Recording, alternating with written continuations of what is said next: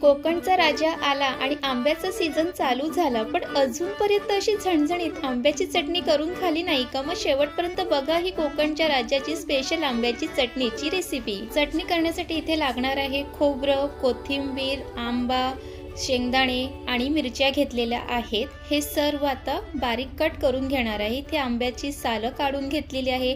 आता आंब्याची छान अशी फोडी करून घ्यायची आहे आणि इथे पाहू शकता की आंब्याचं मस्त असं फोडी करून घेतलेली आहे.